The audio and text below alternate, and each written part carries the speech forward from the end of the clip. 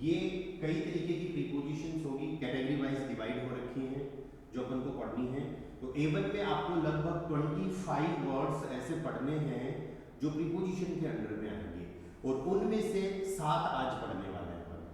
ठीक है, प्रीपोजिशंस क्या होती हैं, सबसे पहले इसको समझो। प्रीपोजिशंस प्रीपोजिशंस जो है वो किसी नाउन की पोजीशन बताती है एक तरीके से। पर जर्मन के अंदर जो प्रीपोजिशंस हैं उनमें कुछ वर्ड्स ऐसे आएंगे जो पोजीशन बता रहे हैं, कुछ ऐसे आ रहे हैं जो पोजीशन के बता रहे हैं और साथ में सिचुएशन भी बता रहे हैं।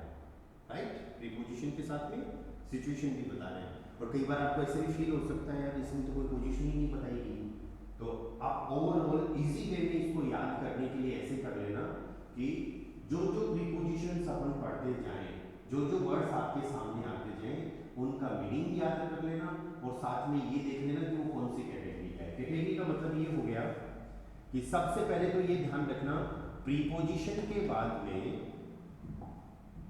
प्रीपोजिशन, कोई भी प्रीपोजिशन आए उसके बाद में कोई ना कोई एक नाउन जरूर आएगा। ठीक है, एक नाउन जरूर आएगा, तो ये नाउन होगा हमेशा कोई ना कोई ऑब्जेक्ट। ये नाउन एक ऑब्जेक्ट होगा। राइट, सब्जेक्ट के लिए प्रीपोजिशन नहीं है। प्रीपोजिशन के बाद में जो भी नाउन आएगा वो क्या होगा, ऑब्जेक्ट। उसको हम कहते हैं प्रीपोजिशनल ऑब्जेक्ट।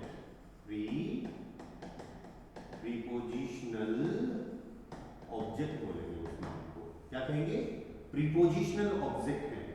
ठीक है, इस चीज का ध्यान रखना।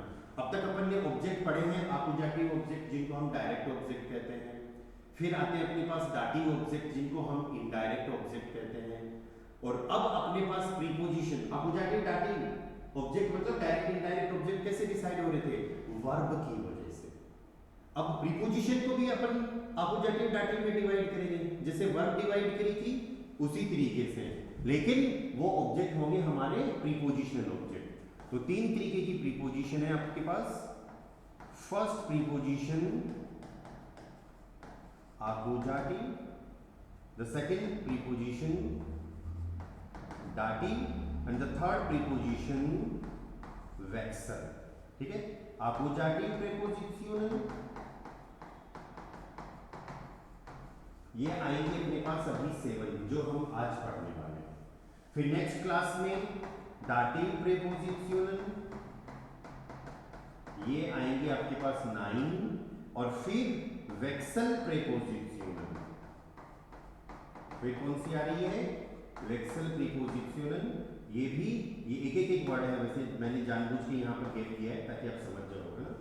वेक्सल प्रीपोजिशन, वेक्सल प्रीपोजिशन के अंदर आकुजाटिव या फिर दाटिव यूज दोनों का होगा। ठीक है, तो इसका मतलब ये नहीं है कि इधर से आकुजाटिव दाटिव में से वेक्सल आ रही है। ये 9 अलग वर्ड है, ये 9 अलग वर्ड है, ये 7 अलग वर्ड है।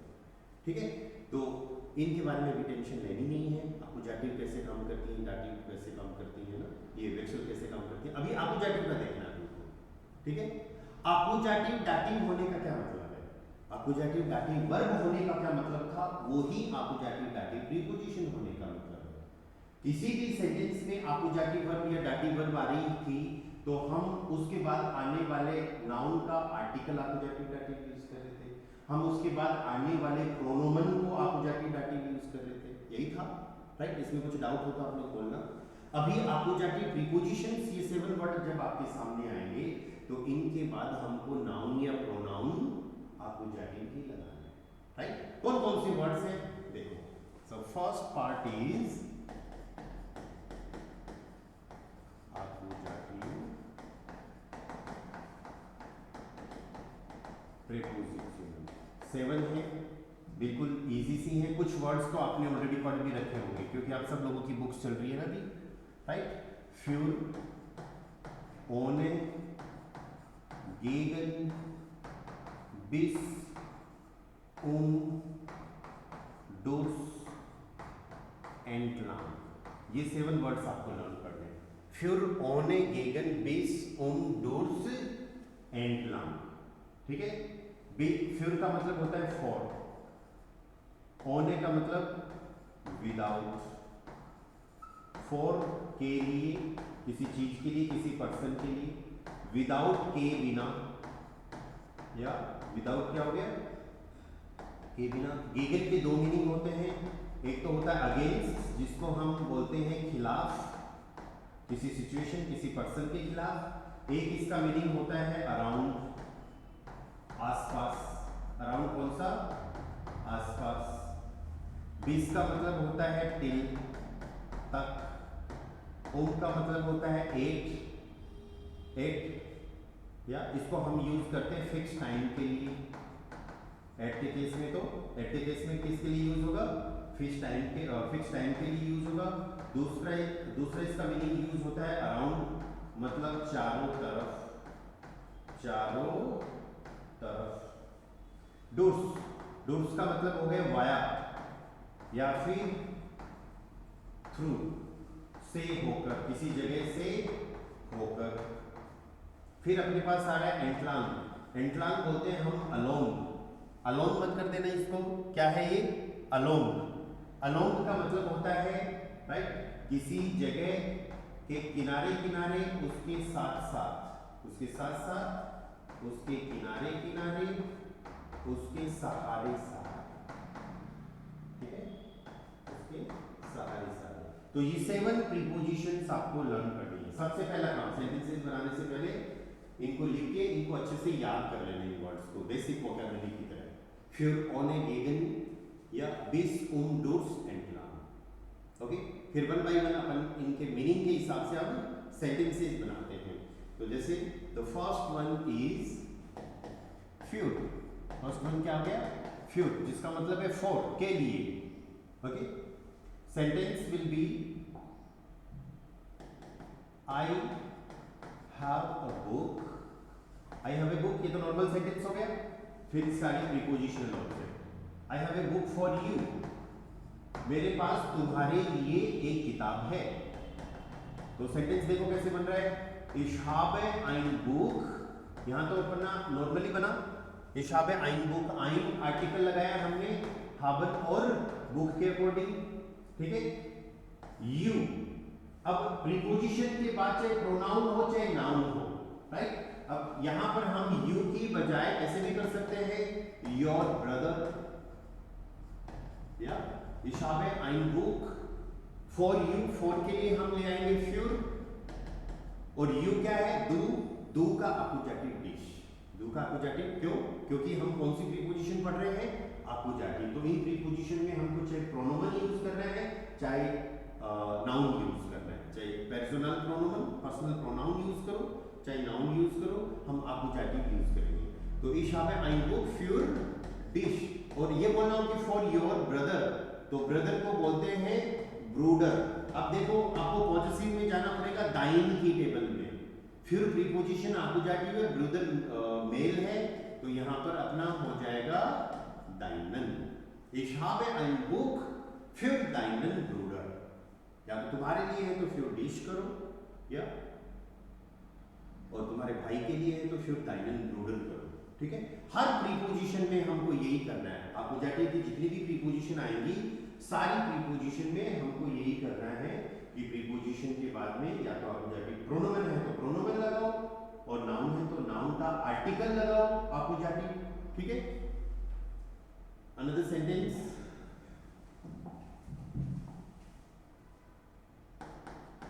he brings gifts for our sister. He brings gifts for our sister, कि वह हमारी सिस्टर के लिए गिफ्ट लाता है। तो एयर, ब्रिंग, गिफ्ट्स को बोलते हैं प्लूरल गेशेंक, या अपन आगे इन सेंटेंसेस को, इनको आप एनवीडी से भी बना सकते हो, राइट। एनवीडी ये प्रीपोजिशनल वाले टाइप के सेंटेंसेस एनवीडी से भी बना सकते हो, पर फिर प्रीपोजिशन नहीं आएंगे उसमें। अभी हम प्रीपोजिशन पढ़ रहे हैं तो प्रीपोजिशन पे फोकस करो। एर ब्रिंग गेशेंक है für श्वेस्टर, सिस्टर के लिए क्या होगा, श्वेस्टर, ठीक है। दी श्वेस्टर, आवर की टेबल, आर्टिकल कहां से आएगा, पॉजिटिव, उनजर, अपोजिटिव फेमिनाइन उन्जर, उन्जर। सेम इसी तरीके से wir kaufen, direct sentence, wir kaufen Bücher, बहुत सारी किताबें खरीद रहे हैं तो viele Bücher, wir kaufen viele Bücher, Bücher books, एक किताब के लिए बुक, खूब सारी किताबों के लिए Bücher, इसके लिए गरीब बच्चों के लिए, für गरीब को बोलते हैं arm, और एडजेक्टिव एंडोनल लग जाएगा ई। या प्रीपोजिशन से पहले हमने एक ग्रामर पढ़ी होगी एडजेक्टिव एंडिंग, है ना, तो उसके हिसाब से फिर ई एडजेक्टिव एंडोनल लग जाएगा ऑन आर्टिकल की टेबल में। सो wir kaufen viele Bücher für arme, एक बच्चा था होता तो किंड करते, अभी प्लूरल है, für arme Kinder, for poor children। Okay, अब यहां पर हमें आर्टिकल की जरूरत नहीं पड़ी, या आर्टिकल अगर यहां पर लगाओ दी किंडर तो फिर हमें प्रीपोजिशन भी चेंज करनी पड़ेगी, दी आर्मन किंडर, फिर ऐसे करना पड़ेगा। ओके, अपोजिटिव के हिसाब से आर्टिकल लग रहे हैं। तो फ्यूर का मीनिंग क्या हो गया? फॉर। यहां कुछ डाउट क्वेश्चन आए तो पूछना, अदरवाइज नेक्स्ट पे चलते हैं अपन। ओने, ओने का मतलब हो गया विदाउट। फ्यूर से रिलेटेड कुछ क्वेश्चन है आप लोगों का, एनीवन ऑनलाइन से? क्लियर है सबको? या ऑर्डर 9? Yes sir. ओके, आप लोग नहीं बोलोगे तो मैं यही समझूंगा कि क्लियर है, अदरवाइज क्वेश्चन पूछ लो बीच में ना, कुछ भी कैसा भी डाउट है। नेक्स्ट क्या है? ऑन ए विदाउट, के बिना। For example I am going without you, मैं तुम्हारे बिना ही जा रहा हूं।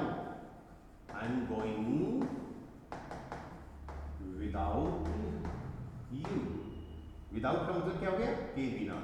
तो ich gehe, एंड गोइंग दोनों के लिए, ich gehe ohne, ohne appositive है, डू का अपोजिटिव डिश, डियर नियर वाला पार्ट डाटिव प्रीपोजिशन के साथ में पढ़ेंगे।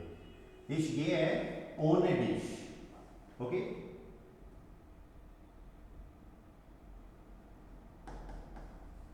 You are coming, you are coming without my book, तुम मेरी किताब के बिना ही आ रहे हो, उसको साथ नहीं ला रही किताब को। You are coming without my book, इसी से रिलेटेड सेंटेंस हो गया। तो du kommst ohne das Buch, neutral में माइंड का माइंड रहेगा ना, du kommst ohne mein Buch, you are coming without my book, du kommst ohne mein book। Okay, कोई जरूरी नहीं है आप इस तरीके के इजी सेंटेंसेस ही बनाएं, आप बड़े सेंटेंसेस भी बना सकते हो, मॉडल वर्ब के साथ भी बना सकते हो। जैसे for example we can learn without a teacher, हम एक टीचर के बिना भी पढ़ सकते हैं, और नहीं पढ़ सकते तो we cannot learn without a teacher। ठीक है, मॉडल वर्ब का सेंटेंस है, क्योनल वर्ब वियर के साथ पूरी आ जाएगी, लर्न एंड में जाएगा। मॉडल वर्ब का जब यूज करते हैं तो मेन वर्ब सेंटेंस के एंड में रहती है।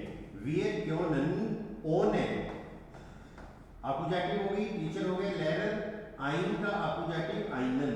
देखो जब तक आपको टेबल याद नहीं होगी सारी, आपको ये तुरंत कैच नहीं कर पाओगे कि आइनन कहां से आया। फिर तो थोड़ा सोच के तो कर लोगे कि टीचर मेल है और ओन है अपोजिटिव है, एक ही टेबल पे मेल अपोजिटिव आइनन होता है, राइट। अगर अच्छे से याद होगी तो तुरंत क्लिक होगा कि आइनन आएगा। वी क्योनन ओन है आइनन लेरर लर्नर, लर्नर यहां पर आ गया आपका एंड में। तो विदाउट के लिए के बिना का मतलब देना है तो आपको ओन यूज करना पड़ेगा, ठीक है। Then next preposition is गेगन।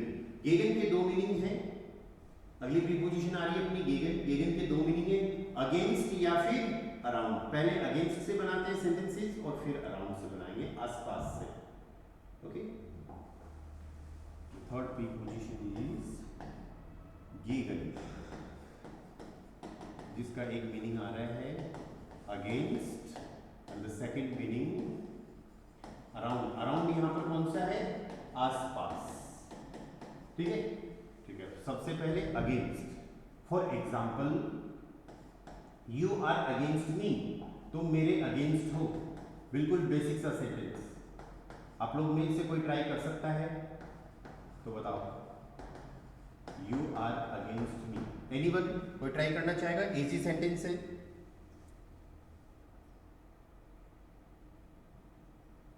या रिंकी, दक्ष, रविंदर, पंकज, कुलदीप, शालू, एनीवन? कोई भी ट्राई करना चाहेगा? You are against me. Du bist gegen mich. या du bist gegen mich। यू के लिए यहां पर du हो गया, du bist gegen mich। mich क्यों? क्योंकि आपोजिटिव है ना। We are against the school, हम स्कूल के खिलाफ हैं। या स्कूल में कुछ पंगा हो गया होगा तो अब फिर आप या सब ओवरऑल सबके लिए बोल रहे हो कि हम उनके खिलाफ हैं। तो हम एक सिंपल सा सेंटेंस यहाँ पे ये बना रहे हैं, we are against the school. We are against the school. तो अपना सेंटेंस क्या बनेगा? Wir sind gegen स्कूल दी शूले होता है, दी का अपोजिटिव दी रहेगा, या दी का अपोजिटिव दी रहेगा। Wir sind gegen die Schule, wir sind gegen die Schule। या they are playing against my team। Another sentence, they are playing against my team, वे मेरी टीम के खिलाफ खेल रहे हैं। वर्सेस गेम्स होते हैं ना, तो जी स्पीलन आर प्लेइंग के लिए जी स्पीलन गेगन, माई के लिए हम माई भी यूज करेंगे। या और टीम के लिए ऐसे तो सिंपल वर्ड दस टीम होता है, पर वो टीम जैसे कोई गेम या फिर ऑफिस वगैरह में कोई टीम होती है उसके लिए होता है। अगर गेम से रिलेटेड हम टीम की बात कर रहे हैं तो अपने पास एक वर्ड होता है मानशाफ्ट। इस वर्ड को लिख लेना सब लोग। या और ये फेमिनाइन वर्ड है दी मानशाफ्ट, इसलिए हम यहाँ पर माइने कर देंगे। जी स्पीलन गेगन माइने मानशाफ्ट। मानशाफ्ट यहाँ पर क्या हो गया? टीम। क्रिकेट वगैरह की, फुटबॉल वगैरह की, किसी भी गेम की अगर टीम की बात हो रही है तो मानशाफ्ट वर्ड यूज करना है।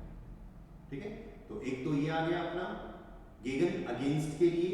दूसरा इसका यूज अगेंस्ट का जो हो रहा है that is around. Next use गेगन, नॉट अगेंस्ट के लिए नहीं हो रहा। गेगन का जो दूसरा यूज हो रहा है वो क्या है? अराउंड, आसपास। आसपास इसके सेंटेंसेस इधर लिख देते हैं अपन, यहाँ पर इसको हटा देते हैं क्योंकि इधर सिर्फ अगेंस्ट के सेंटेंसेस बनाए अपन। या ओके, अराउंड, आसपास। एक तो आप इसको टाइम के लिए यूज कर सकते हो, समय के लिए यूज कर सकते हो। जैसे for example we will start the class, we will start the class around 5 o'clock।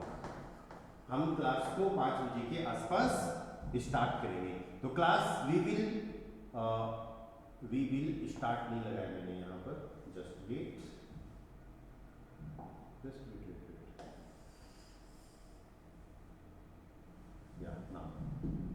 We will start the class around 5 o'clock। तो कोई भी काम अगर किसी आप एक समय के आसपास कर रहे हैं तो गेगन को यूज कर लो। क्लास अभी शुरू नहीं हुई है, 5 बजे शुरू होगी, 5 भी नहीं बजे। तो याद करो फ्यूचर के सेंटेंसेस हम बना रहे थे वर्ड एंड वर्ब से। Word and verb second position पे रख रहे थे, मेन वर्ब सेंटेंस के एंड में। लेकिन जब टाइम इंडिकेटर आ जाए किसी सेंटेंस में तो फिर अपन को वर्डिंग की जरूरत नहीं है, हम डायरेक्ट मेन वर्ब से सेंटेंस बना सकते हैं। तो ये सेंटेंस आपका ऐसे बन सकता है, wir beginnen den Unterricht, wir beginnen den Unterricht। der का अपोजिटिव ये कौन सी वर्ब आपकी? आकुजाटिव। तो यहां तक तो नॉर्मल सेंटेंस बन गया, ठीक है। गेगन, गेगन 5 Uhr, o'clock के लिए क्या वर्ड यूज कर रहे हैं? Uhr. Wir beginnen den Unterricht gegen 5 Uhr. जरूरी नहीं है विल ही लगाओ, बिना विल के भी सेंटेंस बन सकता है। For example, the movie starts around 7 o'clock। Movie 7 बजे के आसपास शुरू होती है। तो डेयर फिल्म, मूवी को हम बोलेंगे डेयर फिल्म begins, डेयर फिल्म begins gegen 7 Uhr। अगर आपको ये बोलना हो कि he will come around 5 o'clock या फिर 10 o'clock, he will come around, तो er kommt gegen 10 Uhr, आसपास के लिए आपको गेगन का यूज करना है, ओके। लेकिन अगर आपको अपनी सिचुएशन बतानी हो कि आप कहां पर हो, फॉर एग्जांपल अगर आपका सेंटेंस कोई ऐसे आ जाए, I am around the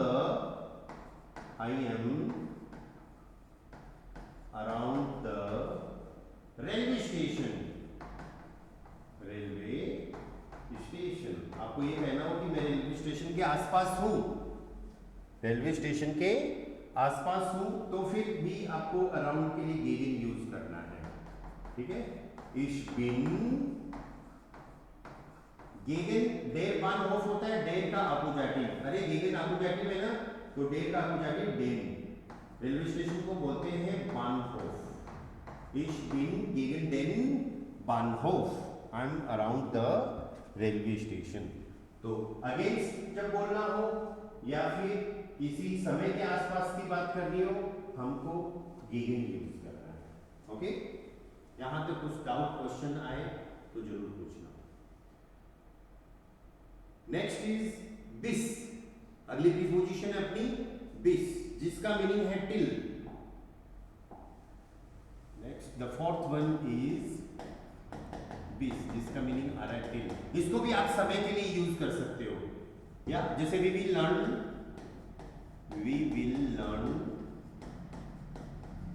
till 4 o'clock, 4 o'clock, ये हम 4 बजे तक पढ़ेंगे। तो आपका सेंटेंस सिंपल साइज में ही आ जाएगा, वी आर लर्नन। अगर वेर्डन से बना दोगे तो भी चलेगा, और वेर्डन के बिना मेन वर्ब से बनाओगे तो भी चलेगा। वी आर लर्नन टिल के लिए बिस, और फिर फियर हुआ। कोई भी काम किसी पर्टिकुलर टाइम समय तक हो रहा है तो आपको बिस का यूज करना है, okay. They will come till evening, another sentence, they will come till evening, way evening तक आएंगे। तो दे के लिए जी, कम के लिए कॉमन, जी कॉमन बिस आवेंट, बिस आवेंट, बस सिंपल। यहां पर आर्टिकल की जरूरत नहीं पड़ी, डायरेक्ट काम हो गया। बिस देन आवेंट लगाओगे तो फिर ऐसे हो जाएगा कि पर्टिकुलर कोई इवनिंग, तो उसके बजाय हम सिंपल बात करेंगे वो इवनिंग तक आएंगे, तो इसका ऑब्वियसली मीनिंग ये हो गया कि आज की इवनिंग तक आएंगे। तो जी कॉमन बिस आवेंट, okay. We are going till the church, we are going till the church, ठीक है। इस टाइप का अगर सेंटेंस आए तो जर्मन में एग्जैक्ट 2 तरीके से बनता है। एक तो आपकी ये प्रीपोजिशन, और दूसरा कल डाटिव में मंडे को डाटिव में हम और पढ़ेंगे, क्या वो बताता हूं मैं भी। वियर गियन, अब इसको ये डाटिव में ही बताऊंगा मैं आपको, अदरवाइज कंफ्यूज हो जाओगे आप। अभी इसको ऐसे बोल दो, टिल द सिटी, चर्च की बजाय आप इसको सिटी कर दो। We are going till the city, हम सिटी तक जा रहे हैं। सो वी आर गेहन बिस, दी का अपोजिटिव दी रहेगा, वी आर गेहन बिस दी स्टार्ट, we are going till the city, ये आपको यूज करना है। तो कहीं तक भी, तक के लिए, टिल के लिए आपको दिस का यूज करना है। ओके, नेक्स्ट सबसे इंपॉर्टेंट है, सबसे ज्यादा यूज होता है टाइमिंग के केस में। अगर किसी भी फिक्स टाइम पे कोई भी एक्टिविटी हो रही है, क्लास स्टार्ट हो रही है, मूवी स्टार्ट हो रही है, पार्टी स्टार्ट हो रही है, कोई मीटिंग स्टार्ट हो रही है, किसी भी फिक्स टाइम पे कुछ एग्जाम स्टार्ट हो रही है, तो का यूज करना है। ठीक है, फिर इसका दूसरा यूज अराउंड का भी देखेंगे अपन। So our next preposition is the fifth one is का मीनिंग क्या हो गया? 8 मल्टीपल वे में यूज होता है इंग्लिश में। अभी जर्मन में हमें इसको सिर्फ यूज करना है अभी फिक्स टाइम के लिए। जैसे अगर हम डायरेक्ट जर्मन के सेंटेंसेस बनाए तो you can say das Programm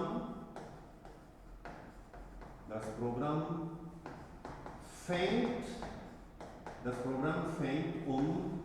8 Uhr an। ये ग्रामर भी हमने पढ़ी होगी। यहां पर ये वर्ब आ रही है आपकी anfangen। anfangen का मतलब भी स्टार्ट होता है, beginnen का अल्टरनेटिव। anfangen क्या होता है? टू स्टार्ट, beginnen का अल्टरनेटिव।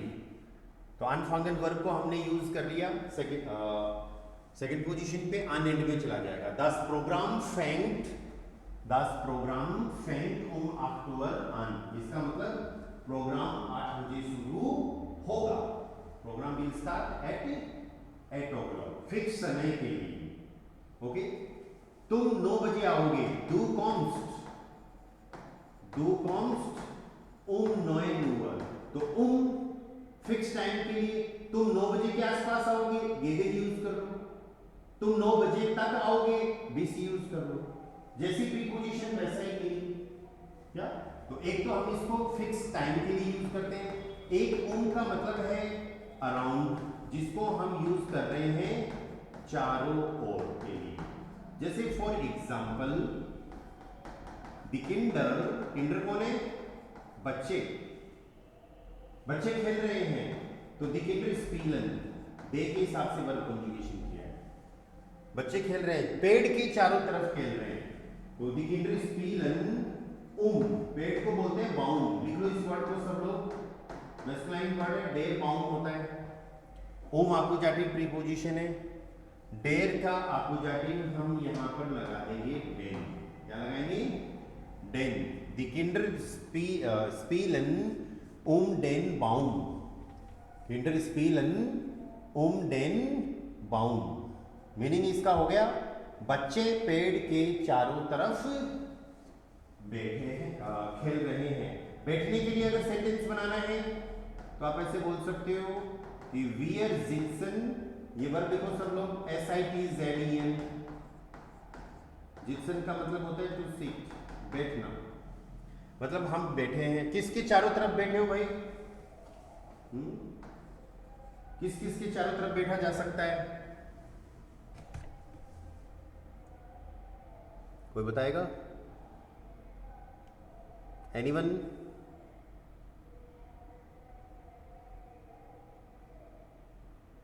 No one? पता नहीं आप लोग म्यूट पे क्यों रह जाते हो जब कुछ पूछता होगा। Wir sitzen table. टेबल होता है टिश, मैस्कुलाइन। स्टूडेंट्स टेबल की चारों तरफ बैठे हैं, तो दी स्टूडेंट आ जाएगा। फिर डेर टिश होता है, डेर का आकुजाटिव Dane. Wir sitzen den Tisch। We are sitting around the table। तो टेबल है, हम उसके चारों तरफ बैठे हैं। ठीक है, तो जिस भी पर्सन, जिस भी चीज के चारों तरफ बैठे हो, वो के बाद लगा दो, तो वो चारों तरफ का मीनिंग होगा। एक फिक्स टाइम के लिए है, एक चारों तरफ के लिए। ठीक है, नेक्स्ट प्रीपोजिशन इज डूस। डूस का मतलब हो गया वाया या फिर थ्रू, से होकर। कोई भी पर्सन एक जगह से दूसरी जगह जा रहा है, लेकिन बीच में फिर कोई एक जगह और आ गई। ओके, जैसे for example she is going through the city, वह सिटी से होके जा रही है। She is going through the city. She के लिए हम यूज करेंगे जी, जाने के लिए यूज करेंगे गेट, थ्रू के लिए आ जाएगा डोर्स, और सिटी को बोलते हैं द स्टार। स्टार्ट का अकुजाटिव स्टार्ट ही रहेगा, या स्टार्ट का अकुजाटिव हमें स्टार्ट ही रखना है। जी गेट डूज द स्टार्ट, she is going through the city. मैं पार्क से होके आ रहा हूं, से होकर, I am coming through the park, तो मैं आ रहा हूं इस फॉर्म में। थ्रू के लिए डूज, इस फॉर्म में डूज। पार्क होता है डेर पार्क, डेर का अकुजाटिव डेर। अकुजाटिव क्यों, डाटिव क्यों नहीं, क्योंकि डूज अकुजाटिव प्रीपोजिशन। पार्क को पार्क ही बोलते हैं ना, मैस्कुलाइन कैटेगरी का होता है डेर पार्क। इस फॉर्म में डूज डेन पार्क, तो डूज थ्रू से होकर, ओके। वीर गेन डूज दी ट्यूर, हम दरवाजे से होके जा रहे हैं, तो डूज दी ट्यूर, दी का अकुजाटिव दी। वीर गेन डूज दी ट्यूर। द स्किन कॉम्ट, बच्चा आ रहा है, या द स्किन कॉम्ट डूज द सीमर। सीमर होता है रूम, न्यूट्रल, बच्चा रूम से होके आ रहा है, एक तरफ से दूसरी तरफ आ रहा है, बीच में रूम है, तो फिर आप इस तरीके का सेंटेंस बना सकते हो, द स्किन कॉम्ट डूज द सीमर, या तो से होकर, डूज वाया थ्रू, ओके। थ्रू के लिए डूज यूज करना। फिर आपकी एक प्रीपोजिशन और बचती है, वी कैन डू, इनको सारे सब चीजों को रिवाइज कर लेना, विच इज एंटलांग। एंटलांग अपने आप में स्पेशल है, इनको इसको थोड़े अलग तरीके से लर्न करने हैं। उसका रीजन ये है कि अब तक हम क्या करते आए हैं, एक प्रीपोजिशन के बाद में एक नाउन लगा रहे हैं, राइट। एंटलांग में क्या करना है, प्रीपोजिशन के बाद जो नाउन आ रहा है उसका आर्टिकल हमको एंटलांग प्रीपोजिशन के अकॉर्डिंग यूज करना है, लेकिन ये प्रीपोजिशन सेंटेंस के लास्ट में यूज होगी। लास्ट इन द सेंस कि सब्जेक्ट वर्ब ऑब्जेक्ट सारी चीजें आ जाएंगी और फिर लास्ट में एंटलांग ले जाना, ओके। चलो अब तक कैसे बना रहे थे सेंटेंसेस, उस पे काम करते हैं। पहले एक सेकंड, नेक्स्ट प्रीपोजिशन इज एंटलांग। एंटलांग का मतलब हो गया अलोंग, या ये कोई रोड है, नदी है, रास्ता है, इसके सहारे सहारे की अगर बात कर रहे हो तो ये एंटलांग है, ठीक है। अब तक जैसे सेंटेंसेस बना रहे थे उसमें हम प्रीपोजिशन और उसके बाद नाउन लगा रहे थे, इसमें प्रीपोजिशन को बस एंड में ले जाना है। जैसे फॉर एग्जांपल यहां पर भी आने जाने की बातें होंगी, या for example he is going at gate, किसके साथ साथ जा रहा है, किसके किनारे किनारे जा रहा है।